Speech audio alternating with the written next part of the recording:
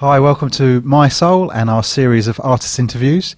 Here today we have a very special guest, exclusively all the way in from Amsterdam, Holland, Giovanca. Yeah, Welcome. thank you. Thank you for having me. You're here celebrating your recent album, Satellite Love, Yes. on glorious vinyl, no less. Yes. And but you've been recording for some time now, so take us back to the beginning. You're on your third album, that's right? Yes. How did singing start for you? Where did you start? Well, it all started in our living room, I guess. My mom was in church, was listening to a lot of gospel. My dad was in a lot of Latin bands and was a jazz and funk aficionado, so we had a lot of records. So I automatically just start singing because it was like natural thing to do. It was never their plan for me to become an artist, so I kind of just sang at school. I remember my first performance being 7 years old in my school teacher's dress, doing Randy Crawford's One Day I'll Fly Away at the age of 7. And I think by the time I was 18, I really felt that I was a rapper, but all the rappers always make me sing like the choruses, and I was like, oh man. And from that on, yeah, I just started singing. And out of interest, what were your parents' plan for you then? If you weren't going to be a singer, what were they? They just wanted me to know music, and they use music as a disciplinary tool. Mm-hmm. So they felt like if you know music and do music, it makes you a better person, intelligent and more sensitive, and just to study music was like something very important to them. But just to study it, just to know it, just to have it as baggage, but not to become an artist. And they were very scared of the music industry, and they really scared me, telling me like a manager would definitely run off with my money and put me on a boat to the Dominican Republic and make me a slave. Something terrible would happen to me if I became an artist, but I became it anyway. And here you are, and nothing terrible has happened yet. Yes. So how did you? So you were performing at school. How did you get into? I mean, how did it become a career for you? How did that happen? Well, it became like, because of all the hip hop acts that I was a part of, and I was like singing for them. It happened that someone asked me like, well, if you are doing lines for them, can you also sing some lines on my album? And then a band asked me, and then from that on, I became a BV for like 12 and a half years, even more. So that's what I've been doing. So I debuted when I was 30. It was finally time. Like, I was doing background for an artist that Benny sings, and he was like, you should do your own thing. It's time. You're old. Do it. You have your own songs. So that's when I released Subway Silence in 2008, and While I'm Awake in 2010. And here we are now with Satellite Love, which I released in 2013. So was it always something you'd secretly harboured, that you wanted to do your own thing, or was it No. purely Benny that was the catalyst?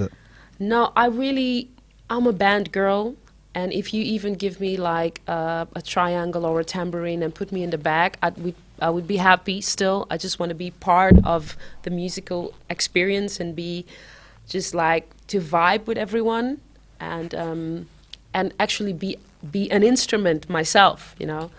And everyone sort of kind of pushed me. They were like, there's something wrong, like you should not be a background vocal anymore. It's not right anymore. Even my mom was like, I'm tired, I'm not coming to watch you anymore.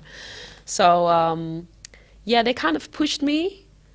But once I did it, and once I kind of, you know, felt how it is to have other people sing your songs that you wrote by yourself in a studio, at a bus stop, and people are singing it, all of a sudden I couldn't even imagine being a background vocal anymore, like, and singing other people's songs. Like, now it's very natural for me to sing my own songs, and I wouldn't want to have it any other way. So how did you then? Were you writing songs at all, or I was.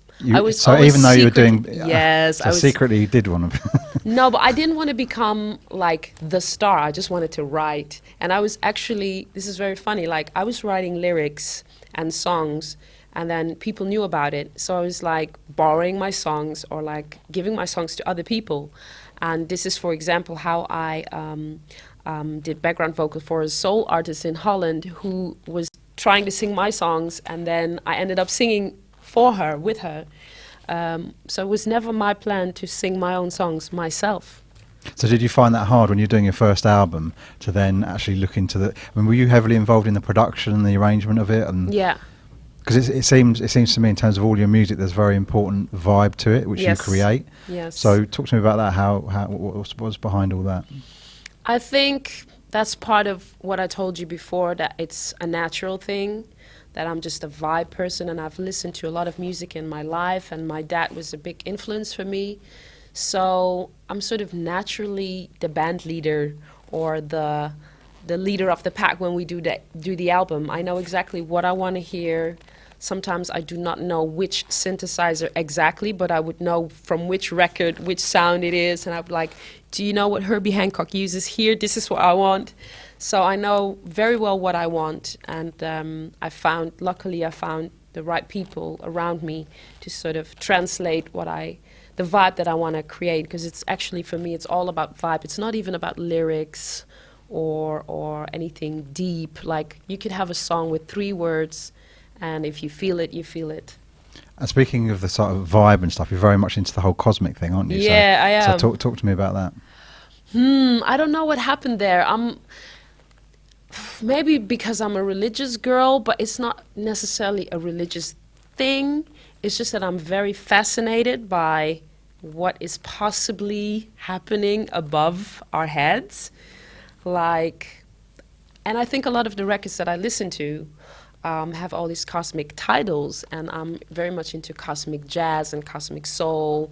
So, like the Lonnie Liston Smiths and everyone. So to me, it's very interesting. Like, if you have a record and it's called Cosmic Echoes or Astral Traveling, like, what was going on? This is something that I don't know. It triggers me to think about about endlessness, if that's the English word. You know, I'm just fascinated by it, by moons and stars, and like, if someone is like looking right now and knows me and is thinking like, what would be a great gift for her? It's like to bring me to like this base where you have, like the space base, so I can look through one of these big lenses and look to, I don't know, satellites and stuff like that. That would be a great gift for me. And one of the other things which you touched upon is, and you were talking about the specific sounds and stuff in music, is you're a very, very serious music connoisseur. You really know your music, and you're also a radio presenter, aren't you? Yeah, I am. And you still collect music quite heavily and stuff. So, and there's not that many, I was talking earlier, there's not that many artists who actually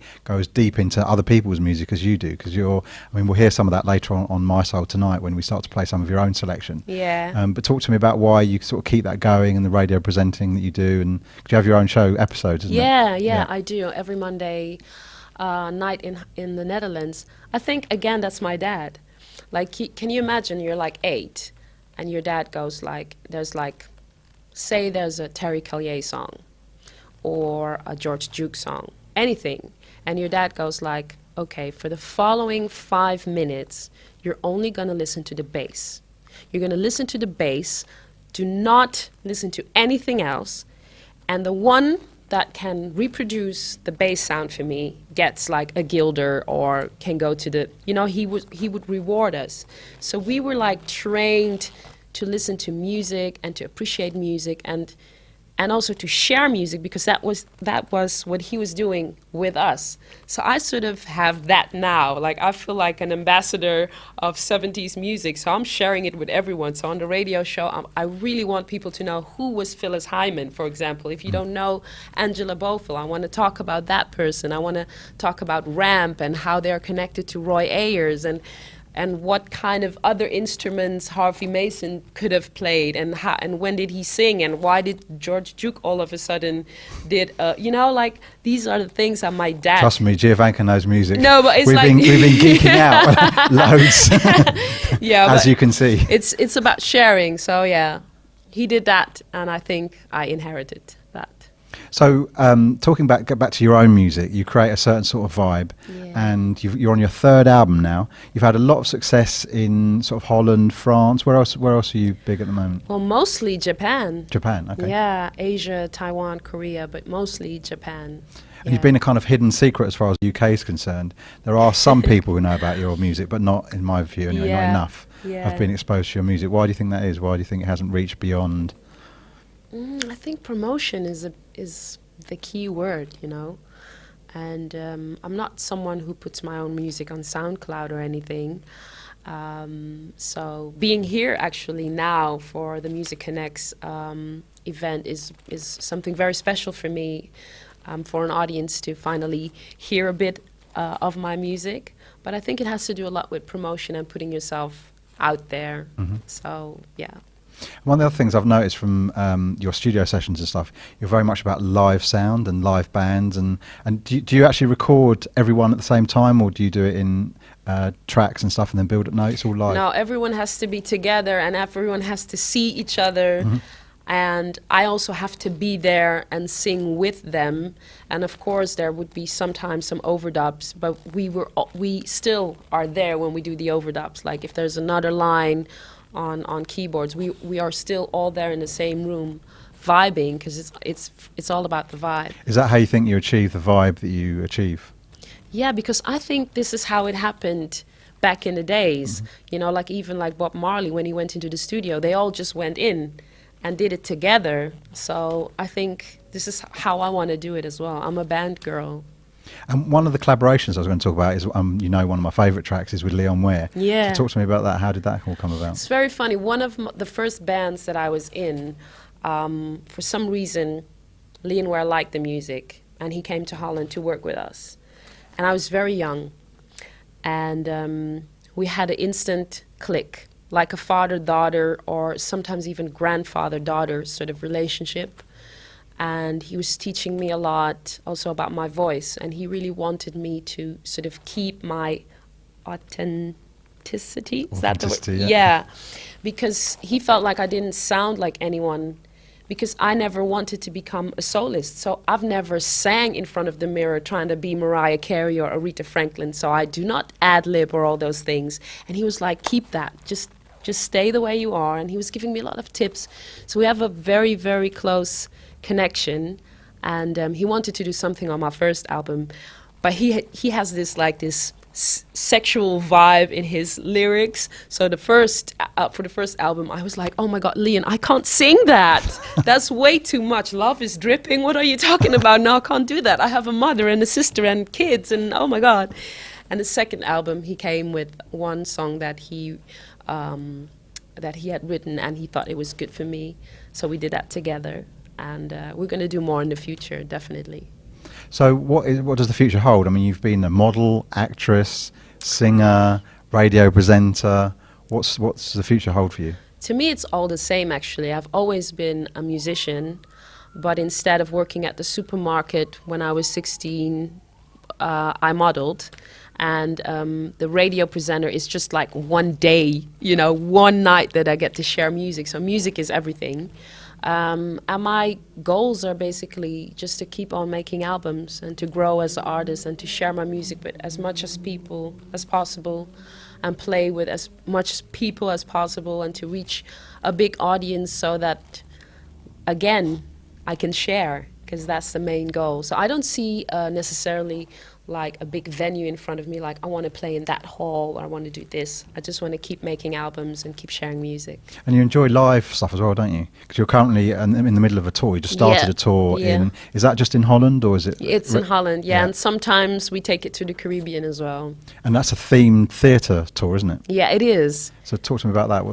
It's so exciting. Like, you see how you normally you perform in a club, right? So people are drinking beer and stuff like that and chatting and watching you and then chatting about their holiday again and then looking at you and then clapping. It's more like it's like a very loose vibe. Theater, however, Royal Theater, red chairs, people are quiet. There's music when they come in, and it's dark on stage, and then we come up and we just take the people on a trip. And I speak to the people like I speak to you. I tell them, like, listen, my dad and my mom, they got married in 1975. The way they looked was gorgeous. My dad was chef. My mom looked like Minnie Riperton. And then I play La Fleur. It's like a story. It's a whole different ball game. It's a bit like doing a radio show as well, isn't it? Live. In a way. And performing as well and combining all the different aspects. Yeah, definitely.